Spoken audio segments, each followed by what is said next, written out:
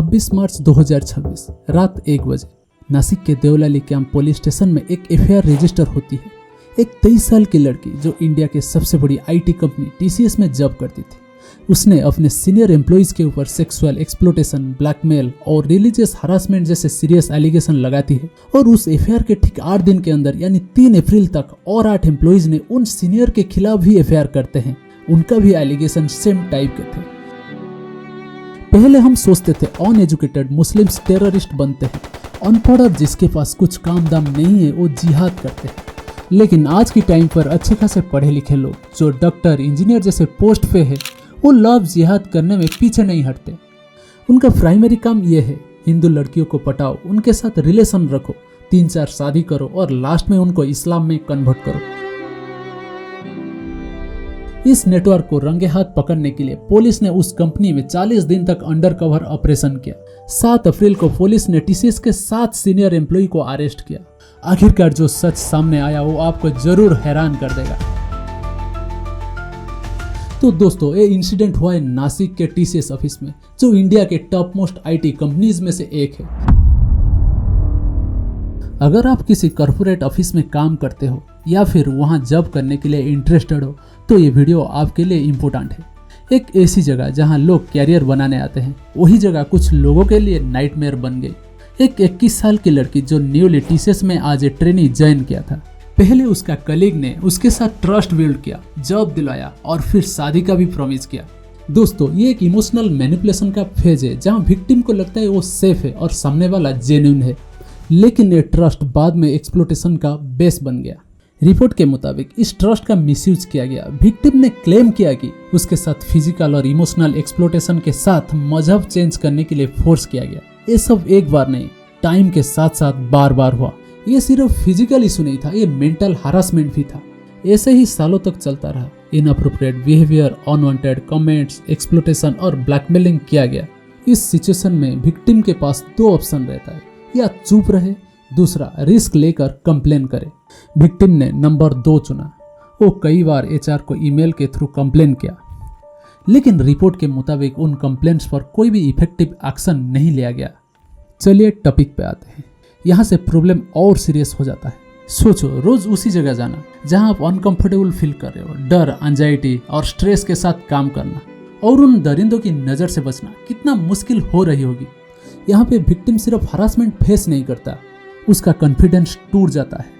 वो खुद को बहुत अकेला महसूस करता है क्योंकि विक्टिम डरती है। ये बात किसको बताऊं, लोग क्या बोलेंगे, अगर जॉब चला जाएगा तो फिर क्या करूंगा। और सोशल मीडिया ब्लैकमेलिंग का थ्रेट के चलते वो चुपचाप इन दरिंदों का टर्चर झेलती है। सालों तक एक्सप्लोटेशन झेलने के बाद फरवरी 2026 को विक्टिम ने आखिरकार पुलिस का सहारा लिया और सारा का सारा सच पुलिस को बताया। लेकिन यहाँ एक इंटरेस्टिंग ट्विस्ट आता है। पुलिस ने तुरंत एफआईआर रजिस्टर नहीं की, क्योंकि अगर ऐसा किया जाता तो एक्यूज्ड अलर्ट हो जाते और सारे इंपॉर्टेंट एविडेंस मिटा देते। इसी रिस्क को समझते हुए नासिक पुलिस ने एक स्मार्ट स्ट्रैटेजी बनाया। उन्होंने सीधे एक्शन लेने के बजाय एक कवर ऑपरेशन यानी अंडर कवर इन्वेस्टिगेशन का ऑर्डर दिया, और यही से शुरू होती है असली इन्वेस्टिगेशन। 7 लेडीज ऑफिसर के एक टीम बनाया गया। वो अपनी असली पहचान छुपाकर, किसी ने फ्रेशर बनकर तो किसी ने हाउसकीपिंग स्टाफ बनकर उस ऑफिस के अंदर एंट्री ली। उनका मिशन सिंपल था मगर रिस्क बहुत बड़ा था, क्योंकि उनको एक्यूज्ड के बिहेवियर और मूवमेंट पर ज्यादा ध्यान देना था। जैसे मीटिंग में क्या होता है, वर्क स्टेशन पर उनका बिहेवियर कैसा है, उनके ऊपर जो एलिगेशन लगा हुआ है क्या वो सच है, और जो उन्होंने देखा वो काफी डिस्टर्बिंग था। रिपोर्ट्स के मुताबिक कुछ senior staff inappropriate physical contact करते हुए देखे गए, और सबसे बड़ी बात, यहाँ इंटरनल कंप्लेंट्स को इग्नोर किया जाता था। 15 फरवरी से 25 मार्च तक अंडरकवर ऑपरेशन चलती रही। सच सामने आ चुकी थी। पुलिस ने कंप्लीट एविडेंस कलेक्ट कर चुका था। प्लान के मुताबिक 26 मार्च को विक्टिम ने फर्स्ट एफआईआर फाइल किया और उसके बाद धीरे धीरे और विक्टिम सामने आने लगे।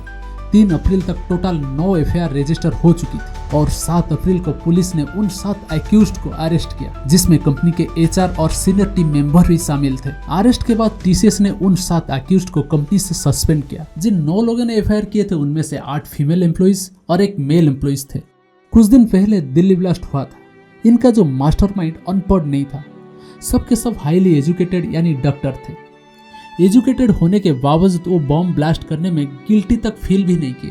पहले हम सोचते थे अनएजुकेटेड मुस्लिम्स टेररिस्ट बनते हैं, अनपढ़ और जिसके पास कुछ काम दाम नहीं है वो जिहाद करते हैं। लेकिन आज की टाइम पर कुछ अच्छे खासे पढ़े लिखे लोग लव जिहाद करने में पीछे नहीं हटते, क्योंकि एजुकेटेड के चलते वो इस चीज का फायदा उठाते हैं।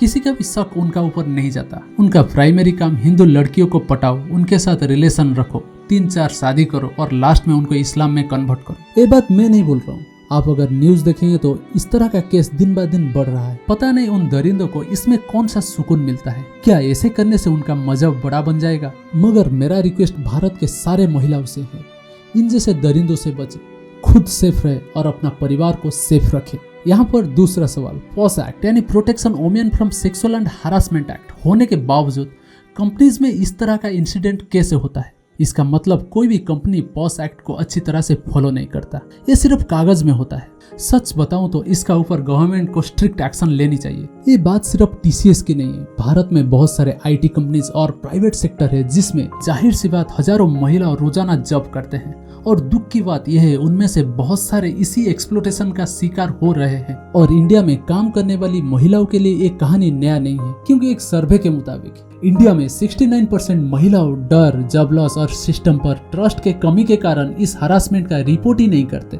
नेशनल डाटा के हिसाब से work place harassment case India में दिन ब दिन बढ़ रही है। साल 2022 में टोटल 1300 केस फाइल हुए थे, इसमें से 174 केस पेंडिंग थे। साल 2024 में टोटल 2700 केस फाइल हुए हैं, जिसमें से 455 केस पेंडिंग है। पॉजिटिव न्यूज ये है कि महिलाओं ने इस दलदल से निकलने के लिए आवाज उठा रहे हैं, पर जस्टिस अभी भी डिले हो रहा है। इस तरह की कितने कहानियां हजारों कंपनी में छुपी है। एक सेफ वर्कप्लेस सिर्फ पॉलिसी से नहीं, एक्शन से बनता है। अगर आपके आसपास कोई भी इसी सिचुएशन से गुजर रहा है, आप चुप मत रहिए, आवाज उठाइए, क्योंकि हर आवाज एक चेंज ला सकती है। ये सिर्फ एक केस नहीं है, एक सिस्टम का टेस्ट है। तो दोस्तों, ये वीडियो आपको कैसा लगा आप कमेंट करके जरूर बताएं। अगर वीडियो आपको अच्छा लगा, वीडियो को लाइक, शेयर और कमेंट जरूर कीजिए, और जाते जाते इस चैनल को सब्सक्राइब करना ना भूलिए। तो दोस्तों, जय हिंद।